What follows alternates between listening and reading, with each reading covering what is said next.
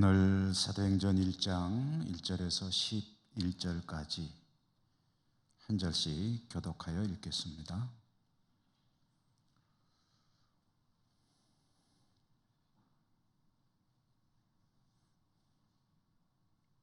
데오빌로여, 내가 먼저 쓴 글에는 무릇 예수께서 행하시며 가르치시기를 시작하심부터 그가 택하신 사도들에게 성령으로 명하시고 승천하신 날까지 이를 기록하였노라.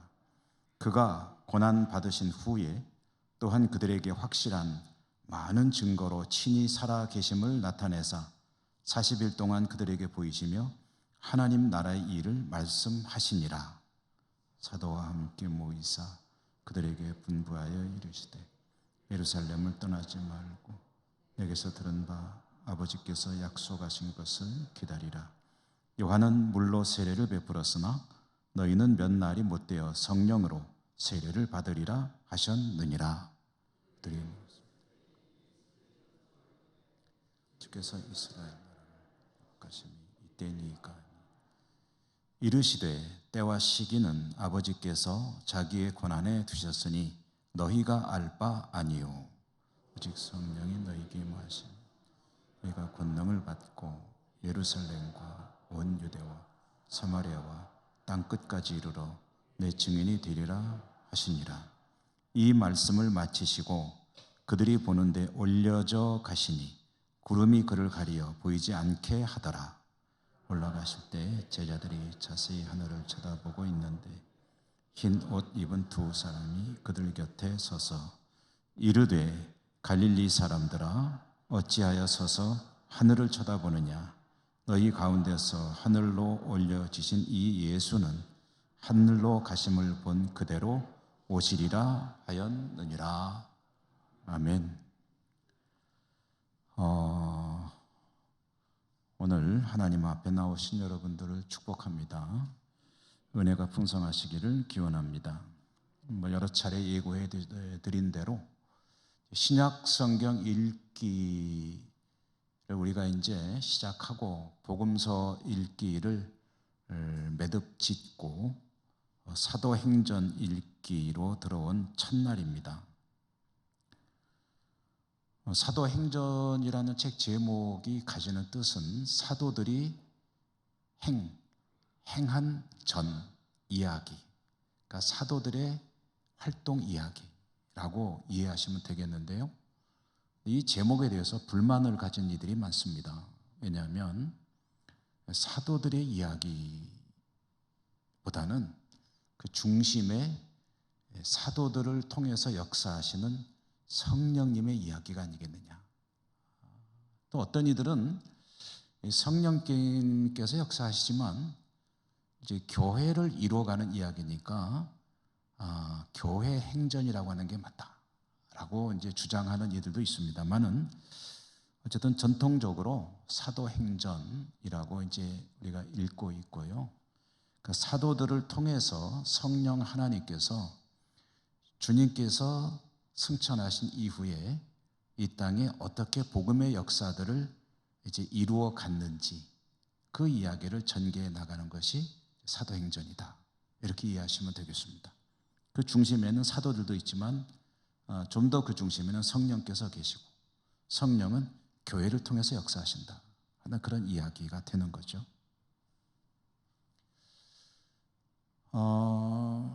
여러분, 우리가 수요예배 때 이름 자체를 성경 공부라고 하고 있는데요. 성경은 공부가 필요합니다. 성경은 공부가 다는 아닙니다. 그렇지만 공부를 무시해서는 믿음이 자랄 수가 없습니다. 과거에 우리 조상들 세대에는 성경을 공부할 그런 여건이나 이런 게 안 되고 그때는 일단은 그냥 일단 믿고 보자 라는 그런 형태의 신앙들이 많았죠. 그런데 사실 성경을 지식으로 아는 것이 이 믿음의 절대적인 것은 아니지만 그러나 굉장히 중요한 부분인 것은 맞습니다. 그러므로 성도는 기회가 있을 때마다 성경을 부지런히 읽어야 할 뿐 아니라 성경 말씀의 뜻이 뭔지를 알아야 됩니다. 이해를 해야 되고, 그리고 그 속에서 이제 하나님의 메시지를 찾아내는 것도 때로는 어떤 신비로운 일을 통해서 깨달을 수도 있지만, 그러나 보편적인 길은 공부를 하는 겁니다. 성경을 읽기는 부지런히 읽는데, 우리가 성경을 읽기도 2000독 대행전 하고 있지 않습니까? 열심히 읽는 것은 훌륭한 일이지만, 그러나 읽는 것만큼 공부에도 힘을 쓰셔야 합니다. 이 말씀이 도대체 무슨 뜻인가? 그리고 이 말씀은 왜 기록이 됐는가? 어떠한 배경에서 주어진 말씀인가? 이런 것들은 공부하지 않고는 알 수가 없습니다. 수요 예배 시간에 창세기부터 읽기를 시작해가지고 역사의 흐름을 따라서 쭉 이어져 내려온 지가 이제 벌써 7, 8년 됐습니다. 제가 정확히 따져보진 않았지만, 그리고 이제 제가 계획하기로는 짧게는 한 1년 반 정도면은 사도행전을 읽을 수 있으리라. 근데 사도행전을 읽어 나가면서요, 좀 입체적으로 읽으려고 합니다. 입체적이라는 게 무슨 뜻이냐면, 사도들이 활동을 하다가 벌어지는 일이, 예를 들어서 로마로 편지를 써서 보낸 게 로마서다 하면은 그 현장에서 잠시 사도행전 스톱하고 로마서를 쓰게 된 이유나 이런 것들도 함께 조명하고, 로마서도 잠깐 읽어보고, 그러다가 또 넘어가서 또 예를 들어서 로마의 감옥에서 쓴 편지들이 몇 가지가 있는데 이 편지들은 어떤 편지들이었는지, 그러니까 이제 사도행전과 서신서들을 섞어가면서 읽어 나갈 예정이고요. 그리고 이제 사도행전 이야기가 끝난 다음에, 그 다음에 이제 나오는 서신서들은, 그 뒤에 있는 서신서들은 되게 그렇거든요. 무슨 요한서신, 베드로전후서, 그 다음에 야고보서, 이런 책들은 그 뒤에 이제 사도행전이 끝난 뒤 이야기라고 보기 때문에 요한계시록까지 이 책들은 좀 간략하게 짚어가면서 이제 신약 성경 후반부 전체를 입체적으로 한번 쭉 보는 시간을 가지려고 합니다. 그래서 복음서보다는 사도행전은 읽기가 좀 빨리 진행이 될 겁니다. 사도행전은 분량을 좀 많이씩 읽어 나가고, 너무 디테일하게 하는 것보다는 조금 이제 진도라고 할까요? 좀 빠르게 읽어가면서 중간중간에 필요한 서신서들도 집어넣고 해서 신약성경 후반부 전체를 조금 높은 곳에서 조망하듯이 읽어나가려고 합니다. 여러분들께서 될 수 있으면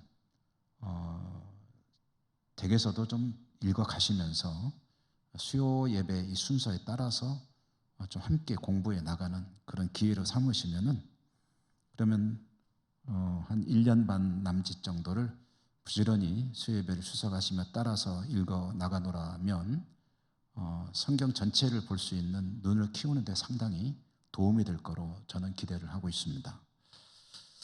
이 성경이라는 것은, 이 책은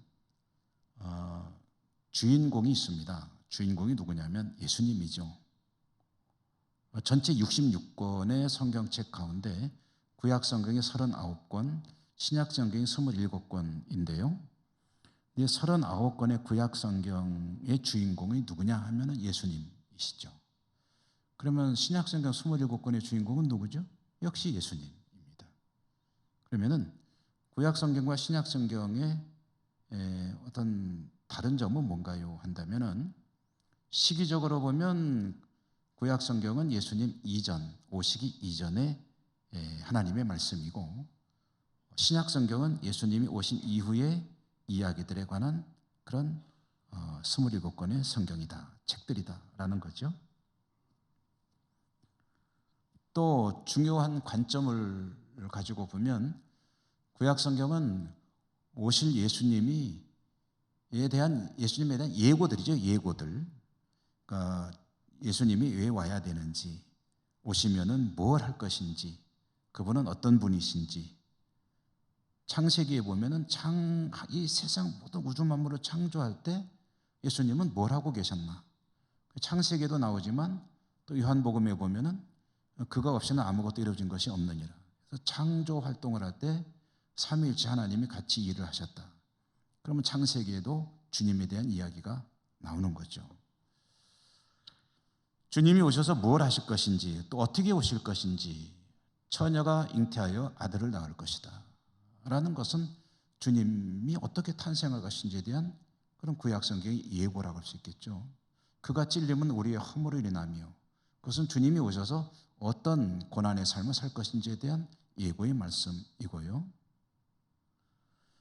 요나 이야기를 통해서는 물고기 뱃속에서 사흘간 있었던 것은 죽었다가 사흘 만에 살아가심을 예표하는 것이다 라고 이야기를 하죠. 그래서 구약 성경의 주인공은 예수님이고 예수님이 오실 것에 대한 예고들이다. 율법서에도 나와 있고 심지어는 시편에도 나와 있고 선지서에야 무수하게 나와 있고. 자, 그렇다면 신약 성경은 이제 오신 예수님에 대한 이야기죠. 그래서 어떻게 탄생하셨고 무슨 일을 하셨고 그다음에 어떻게 죽으셨고 그 이후에 어떻게 지내시다가 승천하셨다라는 이야기가 이제 복음서가 주로 다루는 내용들입니다. 복음서는 4권이 있죠. 마태, 마가, 누가, 요한. 이 4권의 복음서 중에서 우리는 다 읽으면 좋죠. 근데 다 읽을 수가 없기 때문에 누가복음을 중심으로 쭉 읽어왔습니다. 그러면 여러분 그런 것도 한번 궁금해 하셔야 합니다. 항상 성경 읽을 때는 좀 당돌해야 됩니다. 하나님께 좀 불손해 보이는 것도 괜찮습니다. 왜 이렇습니까? 하고 성경이 무슨 소리입니까? 계속 질문을 던지는 게 중요한데 우리는 누가복음을 읽었습니다. 왜 누가복음을 읽었을까요? 누가 누가복음 읽으라 그랬죠? 안 웃으시네. 좀 웃으시라고 말씀드렸는데. 웃어주셔서 고맙습니다. 누가복음, 왜 누가복음 읽었죠? 누가복음 읽은 이유는 있습니다. 그냥 읽은 게 아니에요. 사도행전과의 연결성 때문에 누가복음을 읽었습니다. 아시는 분들 계시죠? 사도행전과 누가복음은 한 사람이 쓴 책입니다. 누가복음을 쓴 누가가 사도행전도 기록했다. 그래서 연결이라는 관점에서 볼 때 마태복음이나 마가복음이나 요한복음보다 누가복음이 좋다라고 이제 보기 때문에 누가복음을 중심으로 읽어온 겁니다. 그냥 괜히 누가복음 읽은 게 아닙니다.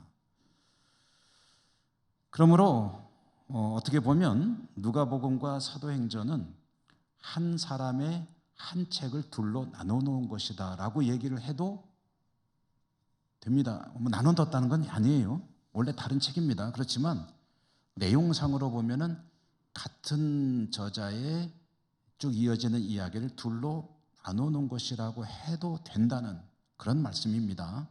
그렇다는 얘기가 아니고 누구랑 싸우지 마십시오. 그 원래 한 권인데 둘로 나눠놓은 거야 이렇게 우기지는 마십시오. 이제 누가복음을 보면은요, 누가복음의 시작 맨 앞에 보면은 데오빌로라고 하는 사람에게 내가 이 글을 써서 보낸다라는 그런 말로 누가복음이 시작이 됩니다. 지금 찾아보지 마시고 나중에 댁에 가셔서 한번 찾아보십시오. 데오빌로라고 하는 사람에게 써서 보내는 형식으로 쓰여진 글이 누가복음이다. 그러니까 누가복음의 직접적인 수신자는 누구냐? 데오빌로다. 그러니까 이제 전에 요즘 편지들 안 쓰시지만 편지 그렇게 쓰셨잖아요. 부모님 전상서.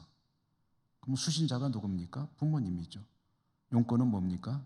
다름이 아니오라 하고 이제 나오는 거죠. 그런데 누가복음은 그런 형식으로 되어 있는데 그럼 수신자가 누구냐? 데오빌로요. 그 데오빌로라고 하는 인물에게 보낸 글이 누가복음이다. 그런데 사도행전도 여러분 오늘 1장 1절 읽었잖아요. 뭐라고 시작됐죠? 데오빌로여라고 부르면서 시작이 되잖아요. 그러니까 누가복음도 데오빌로라고 하는 사람을 대상으로 쓴 글이고 사도행전도 데오빌로여라고 하면서 데오빌로에게 보낸 글로 쓰여진 것이다. 그래서 요거는 한 통이다라고 이야기를 해도 무리는 아니다라는 거죠. 오늘 그리고 말씀 1장 1절에 보면 데오빌로여 내가 먼저 쓴 글에는 이라고 되어 있죠. 내가 먼저 쓴 글에는 무릇 예수께서 행하시며 가르치시기를 시작하신부터 그가 택하신 사도들에게 성령으로 명하시고 승천하신 날까지를 기록했다 라고 했는데, 내가 먼저 쓴 글에는 예수님에 대한 이야기를 쭉 썼다. 승천하실 때까지 이야기를. 그러면은 여기서 먼저 쓴 글이라고 되어 있는데 먼저 쓴 글이 뭐겠습니까? 예, 아이고 여기까지 들려서 고맙습니다. 대답을 잘해 주셔서. 그렇죠. 누가복음. 그러니까 이 글은, 사도행전은 지금 누가복음이 이어서 쓰는 글이다라는 것을 처음부터 밝혀주는 거죠. 내가 먼저 쓴 글에는 예수님이 탄생하시고 그리고 이제 어떻게 일을 하셨고 그 다음에 떠나시면서 사도들에게, 제자들에게 어떻게 명하시고 이제 떠나신 일까지 쭉 기록했는데, 그런데 이제 그분이 어떻게 하셨느냐 하는 이야기들을 쭉 써나가고 있는 그런 전개를 보고 있죠. 그러므로 이제 사도행전이 이제 우리가 1장 앞부분을 읽었는데요. 이 앞부분을 보면은 누가복음의 맨 마지막 끝나는 장면들이 다시 반복이 되고 있습니다. 그 이야기를 다시 한번 전해주는 거죠. 간략하게 짚어보면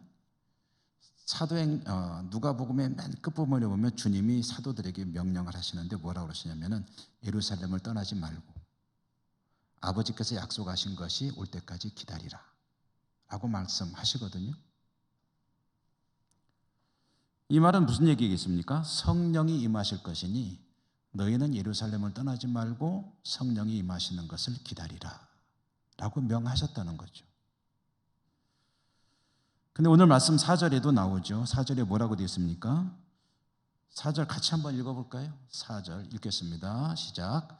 사도와 함께 모이사 그들에게 분부하여 이르시되 예루살렘을 떠나지 말고 내게서 들은 바 아버지께서 약속하신 것을 기다리라.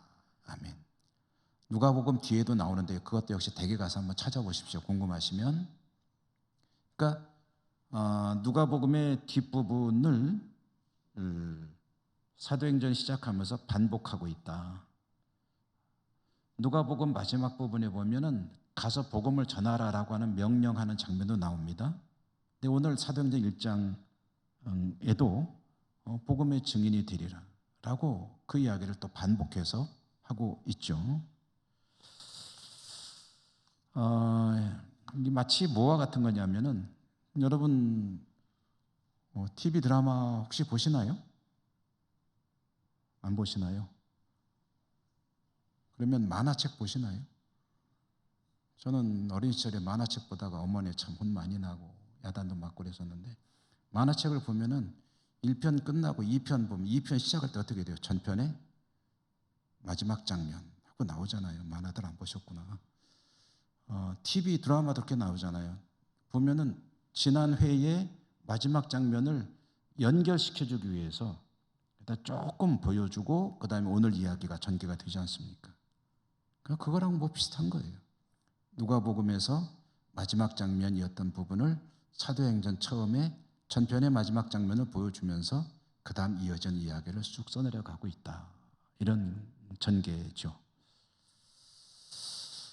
자, 오늘 누가복음과 첫날이라서 주변 이야기들을 좀 드리고 있습니다.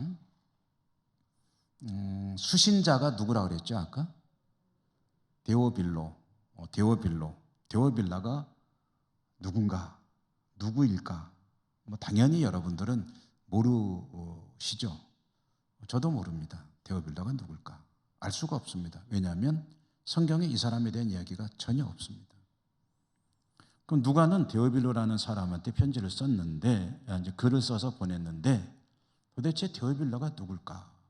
모르니까 모르고 넘어가자 하는 것도 필요하겠지만, 또 궁금하면 못 참는 이들은 이걸 계속 연구하죠. 데오빌라가 누굴까? 데오빌로는 누군지는 모르지만 그 이름을 통해서 추측을 해봅니다. 데오빌로는 두 개의 단어가 합쳐진 말입니다. 뭐냐면 데오 빌로.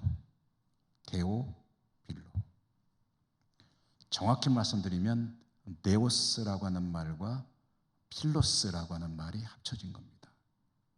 그리고 필로스는 다른 말로 하면 필레오라고 하는 말입니다.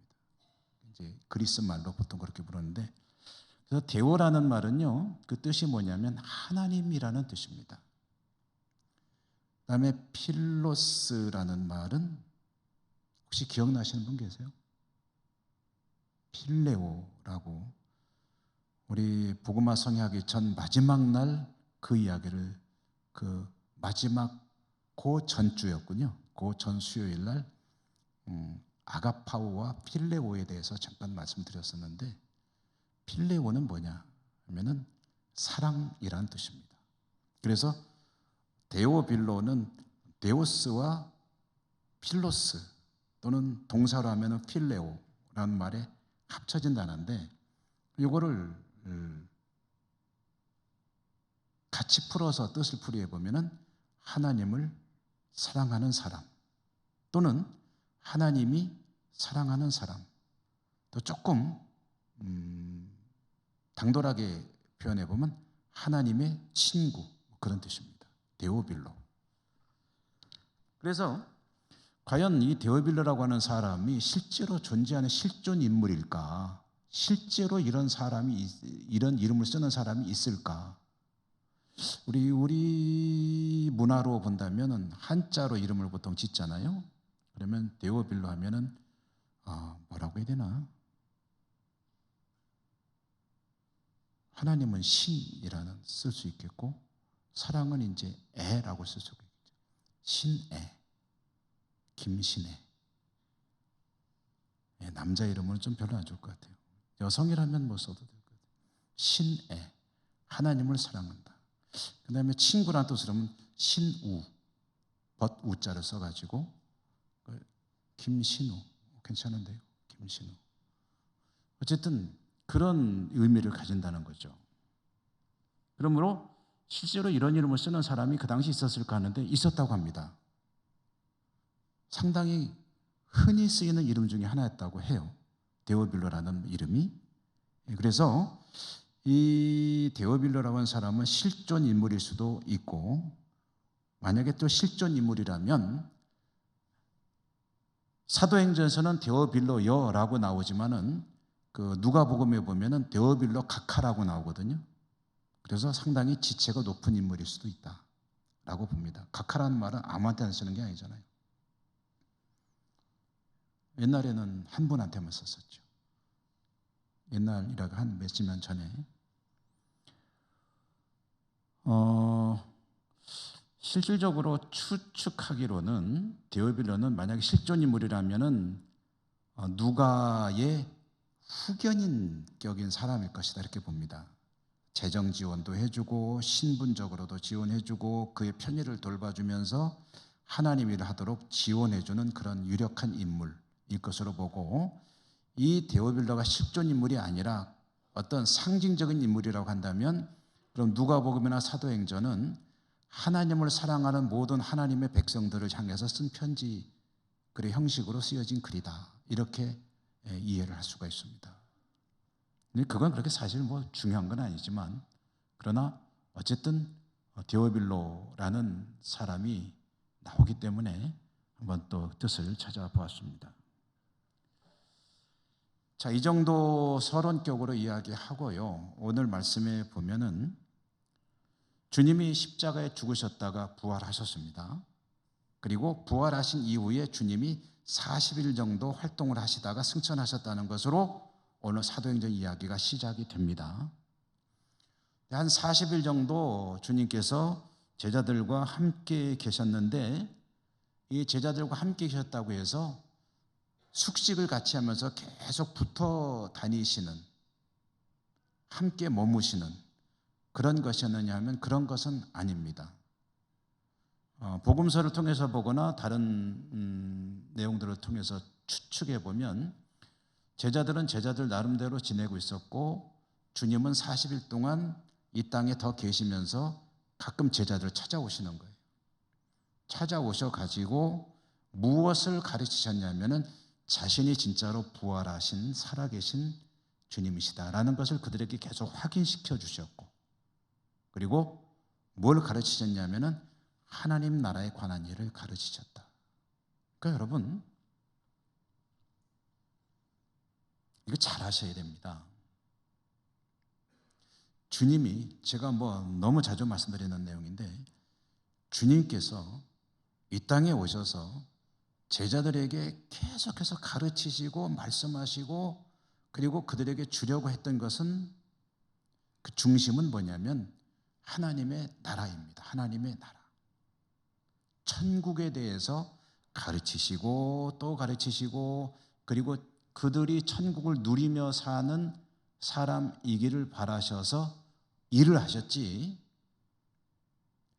천국과 관련이 없이 땅에서 잘 되는 일에 한정되는 것은 한 번도 하신 적이 없으십니다. 혹시 이 땅에서의 아픔이나 문제나 이런 것들을 해결해 주신다 하시더라도 그 결국은 천국과의 관련성 하에서 그 일을 하셨지, 천국과 상관없이 이 땅의 문제를 해결해 주는 일을 하신 적은 한 번도 없다는 것, 그것을 잘 아셔야 된다. 그러니까 주님이 성경 속에서뿐 아니라 지금 우리에게도 주고자 하시는 것은 하나님 나라입니다. 하나님 나라예요. 이 땅에서의 번영은 하나님 나라를 위해서 필요하다면 주시는 것이고, 또 그것에 도움이 된다면 그것을 이루어 주시는 분이 이루어 주시는 거지, 이 자체가 목적인 경우는 없다라고 해도 된다는 거죠. 그러므로 받아들이는 입장에서는 어떻게 이해를 해야 됩니까? 하나님께서 우리가 그렇게 원하는 번영을 주신다. 건강을 주시고 물질을 주시고 성공을 주시고 이런 것들을 주실 때 주시는 목적이 뭐냐를 잘 아셔야 돼요. 그 자체가 목적이 아니에요. 그것을 통해서 천국을 바라볼 수 있는 안목이 열리고 천국을 살아갈 수 있는 신앙을 키워나가도록 하는 것이 주님께서 그걸 주시는 목적이라는 거죠. 건강한 몸 가지셨습니까? 건강하게 나는 9988 할 거야가 목적이 아니고, 그 건강한 몸을 가지고 천국을 누리며 살아가는 삶을 살아야 하며, 또 그 천국을 위해서 무엇을 나는 해야 되는가, 이게 관심사가 되어야 된다는 거죠. 물질을 풍성히 받았다고 생각하십니까? 그럼 그 물질을 누리면서 해피하게 행복하게 잘 먹고 잘 살아야지라는 것, 그게 목적이 아니고, 주시는 이 은혜를 인하여 어떻게 하나님께 영광을 돌려드리고 하나님 나라 확장에 쓰임받을 것인가, 그쪽으로 관심이 가야 되는 거죠. 그거 하라고 주시는 거니까.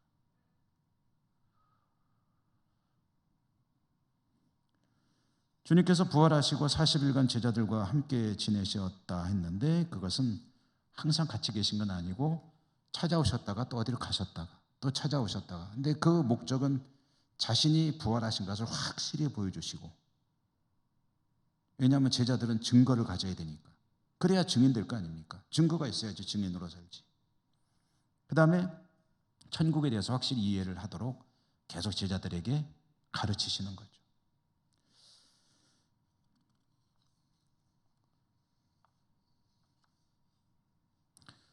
주님께서 제자들에게, 사도들에게 하신 가장 중요한 명령은 뭐냐면은, 사도행전을 읽기 시작하면서 주님께서 제자들에게 주신 명령 중에 핵심 중에 핵심은 뭐냐면 성령을 기다리라는 것이었습니다.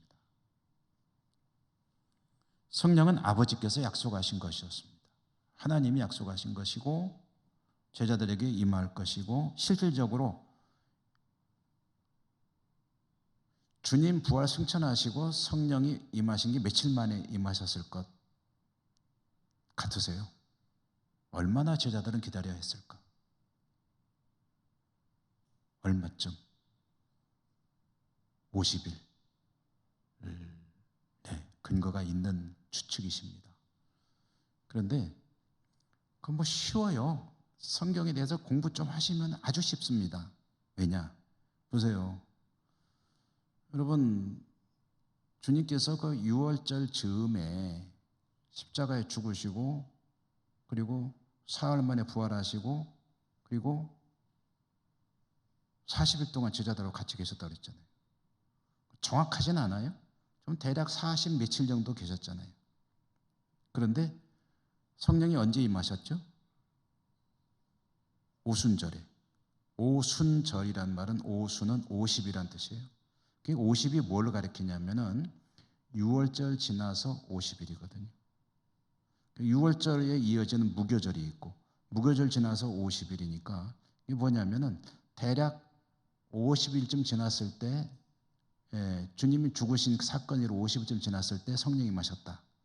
그런데 40일쯤 주님이 사셨다. 40일 사셨다. 라고 하면은 50 빼기 40 몇입니다. 43이 될 수도 있고 44가 될 수도 있고.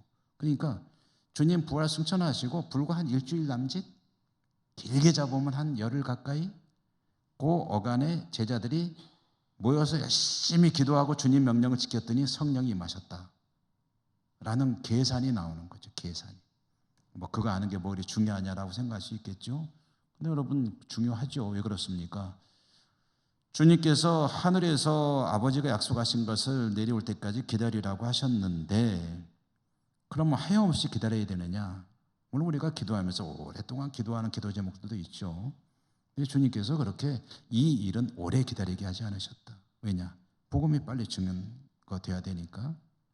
그래서 한 일주일에서 한 열흘 남짓 그 사이에 이제 성령이 임하시고 사도행전의 이야기가 본격적으로 전개가 된다라는 거죠. 성령이 오실 것이라는 것은 가장 중요한 약속이었다는 건데요. 오늘 6절의 말씀에 보면은 주님과 제자들이 함께 모였을 때 이제 만난 거죠. 다시 만났다 헤어졌다라고 했잖아요. 만났을 때 제자들이 주님에게 질문을 한 가지 했습니다. 그 질문의 내용이 뭐냐면 6절 말씀 6절 한번 같이 읽어볼까요? 제자들의 질문 읽겠습니다. 시작. 그들이 모였을 때 예수께 여쭈어 이르되 주께서 이스라엘 나라를 회복하심이 이때니까 하니.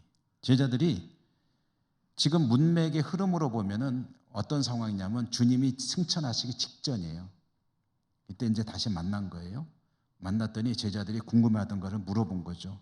질문을 드렸는데 질문 내용이 이스라엘 나라를 회복하심이 이때입니까? 라고 이제 질문을 던진 거죠. 자, 이것은 유대인들의 메시아 사상에 의해서 이해를 해야 되죠. 이건 역시 여러분도 많이 들어보셔서 잘 아시는 겁니다. 유대인들이 가지고 있는 메시아에 대한 기대. 그것은 뭐냐면 메시아가 오시면 이스라엘 나라를 회복하면 그러면 시온이라고 하는 것은 예루살렘이죠. 예루살렘이 이스라엘 나라가 세계의 중심이 될 것이다. 세계 중심이 돼서 메시아는 세계를 다스리는 그런 어마어마한 그런 일을 이제 하시게 될 거다. 그때 이스라엘의 영광이 드러나리라 라는 그런 기대. 그게 메시아 사상의 중심입니다. 시온이 세계의 중심이 되고 메시아가 세계를 다스리게 되리라. 그리고 이스라엘은 과거의 다윗 때 영광을 뛰어넘는 그런 엄청난 영광을 이루게 되리라. 자, 그렇게 되기 위해서 제일 먼저 해결해야 될 문제가 뭡니까? 우선 당장 로마부터 몰아내야 되잖아요. 지금 제자들이 주님에게 질문하는 건 그거거든요. 주께서 이스라엘 나라를 회복하심이 이제 때가 된 겁니까? 라고 질문을 했을 때 보면은 제자들은 이때까지도 아직도 주님께서 오신 것과 주시려고 하는 것이 무엇인지에 대한 이해가 없는 거죠. 명확한 이해가 없이 그냥 자기들 생각대로 주님을 따르고 있는 제자들, 참 변화가 없죠.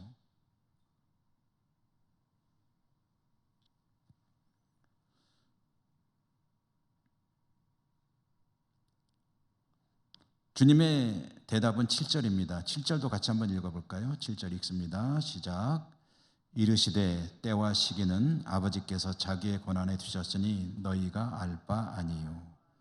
이것은 하나님께서 하실 일인 너희는 여기에 대해서는 관심을 끊어라. 나도 모르고 너도 모르고 아무도 모른다. 이 땅의 역사가 어떻게 전개될지는 하나님께서 주관하시는 것이다.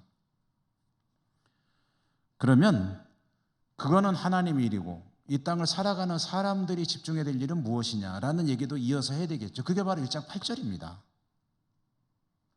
하나님은 하나님의 일을 하실 것이니 너희가 할 일은 무엇이냐. 1장 8절 같이 한번 읽어보죠. 암송하시는 분 암송하셔도 돼요. 읽습니다. 시작. 오직 성령이 너희에게 임하시면 너희가 권능을 받고 예루살렘과 온 유대와 사마리아와 땅 끝까지 이르러 내 증인이 되리라 하시니라. 아멘. 그리고서 이제 주님이 이렇게 말씀하시고 하늘로 들려져 올라가셨다. 여러분 여기도 참 미묘한 게 들어있습니다. 주님이 쫙 올라가시는 게 아니고 주님이 들려지셨다는 것은 하늘 아버지께서 주님을 들어 올려 데리고 가셨다. 그런 뜻이 되는 거죠. 그게 그거 아니냐? 아니죠. 다릅니다. 그 이야기는 좀 나중에 기회 있으면 하도록 하고요. 자, 그렇게 이제 하늘로 쫙 올라가니까 주님이 제자들이 그걸 딱 쳐다보고 있는 거예요. 계속 쳐다보고 있습니다. 구름이 가려서 보이지 않을 때까지 계속 쳐다봅니다. 그런데 그렇게 쳐다보고 있을 때 그 제자들 가운데 흰옷 입은 두 사람이 나타났다고 그래요. 그러면서 하는 말이 11절입니다. 11절도 한번 읽어보죠. 읽습니다. 11절 시작. 이르되 갈릴리 사람들아 어찌하여 서서 하늘을 쳐다보느냐. 너희 가운데서 하늘로 올려지신 이 예수는 하늘로 가심을 본 그대로 오시리라 하였느니라. 아멘. 제자들은 하늘로 올려져 가시는 주님을 계속 바라보고 있는데 갑자기 호련히 나타난 천사죠. 흰옷 입은 두 사람은 천사 아니겠습니까? 두 사람의 천사가 하는 말이 어찌하여 하늘을 쳐다보느냐. 너희 저 주님은 하늘로 올라가신 그 모습 본 그대로 다시 오시리라 라고 주님의 재림에 대해서 이제 이야기를 했습니다. 자, 여기에 이제 들어있는 뜻이 굉장히 중요합니다. 좀 전에 말씀드렸죠? 하나님은 하나님 일을 하실 겁니다. 그러면 사도들은 뭘 해야 되느냐? 이 땅을 살아가는 이들은 뭘 할 것이냐? 천사를 통해 주어지는 메시지는 이 땅에서 복음의 증인으로 살아야 한다는 것에 대해서 이야기를 하는 거죠. 주님 언제 오시는지 그거 쳐다보고 있지 말고 땅에서 복음의 증인으로 사는 일에 집중해라. 그리고 땅에서 복음의 증인으로 사는 일을 하기 위해서 필요한 게 뭐냐 하면은 성령을 받아야 한다. 성령의 권능을 받아야 한다. 성령의 권능을 받아가지고 땅에서 복음의 증인으로 사는 일에 집중하라. 하늘 쳐다보고 주님 언제 오시나 그러고 살지 마라. 때가 되면 그거는 주님이 알아서 때가 되면 오실 것이요. 너희들은 땅에서 할 일을 하면서 살아야 한다.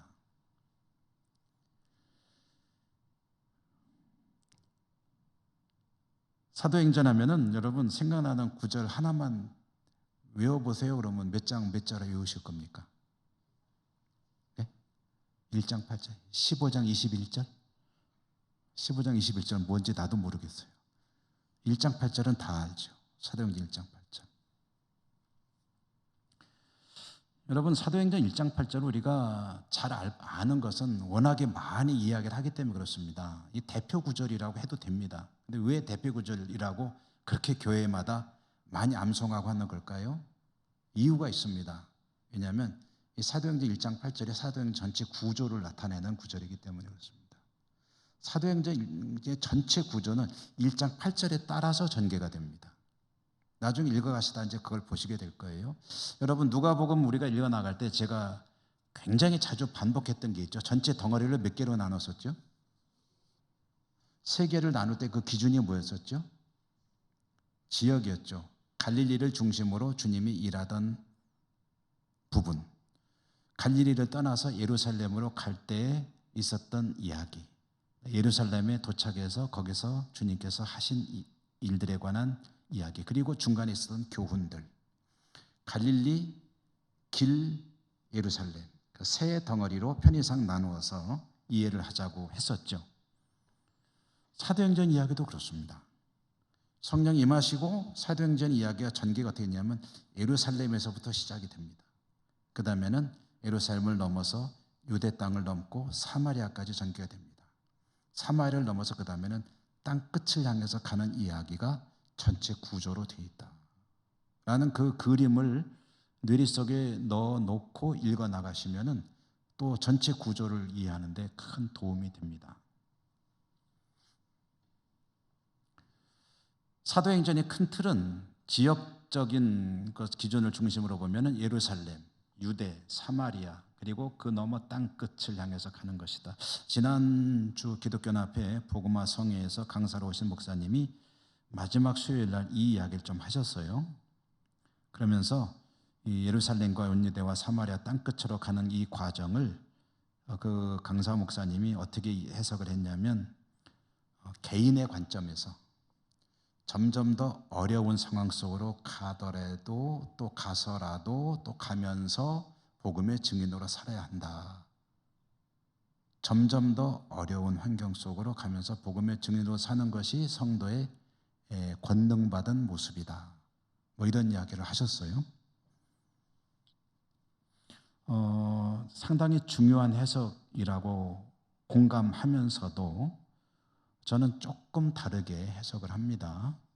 여러분, 요 1장 8절의 말씀의 1차적인 의미는 공간에 관한 이야기입니다. 지역 이야기예요, 지역 이야기.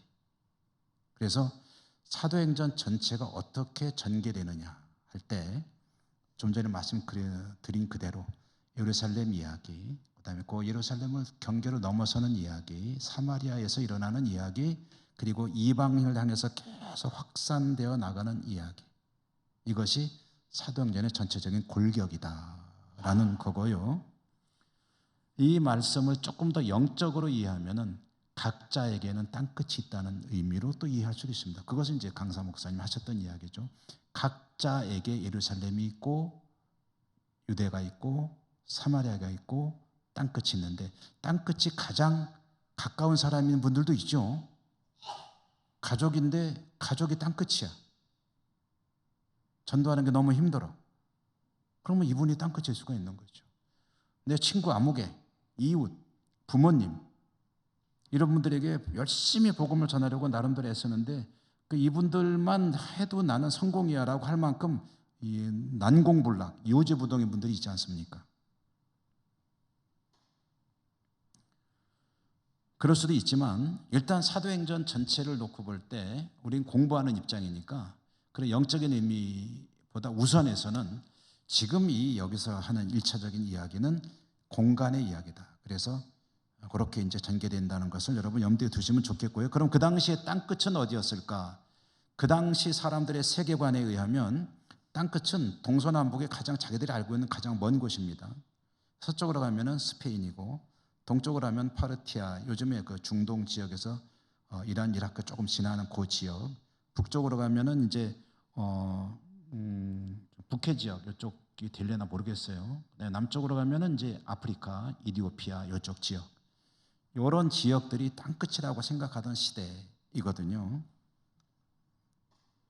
그래서 사도 바울이 나중에 보면은 로마에 갔다가 로마의 교회 파송을 받아서 스페인으로 가겠다는 것은 서쪽 땅끝까지 가겠다는 이제 의사표시인 거거든요.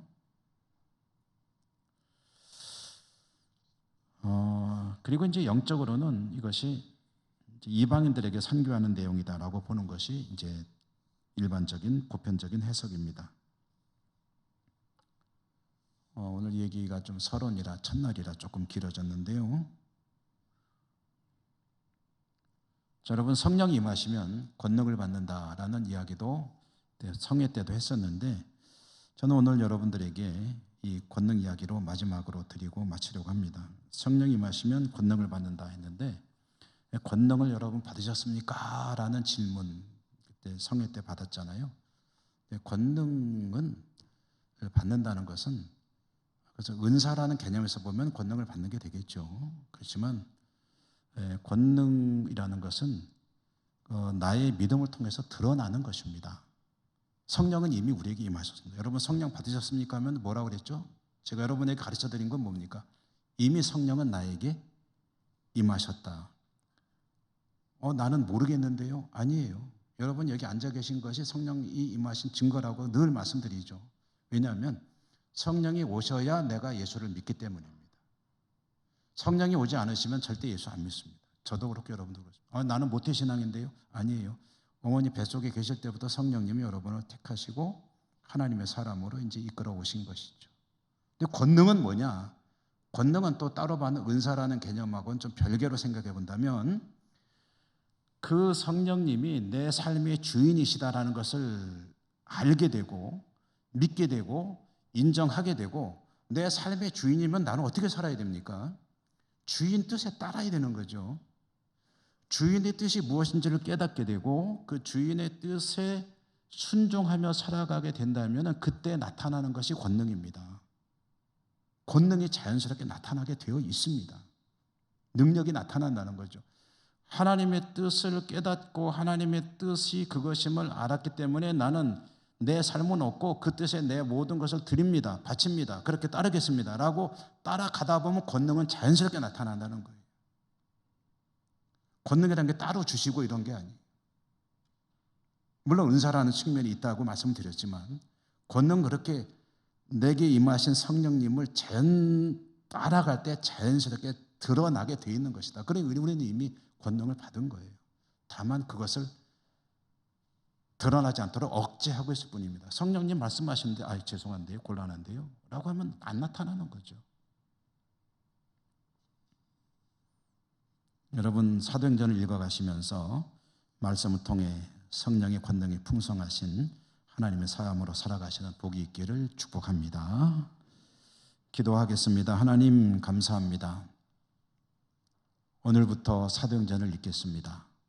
말씀을 통해 주시는 은혜가 풍성하여 교회가 어떻게 이루어져가고 우리 하나님께서 어떻게 일하셨는지 깨닫고 권능받아 권능이 드러나는 그 복된 삶으로 나가는 저희 모두가 될 수 있도록 더욱 축복해 주시옵소서.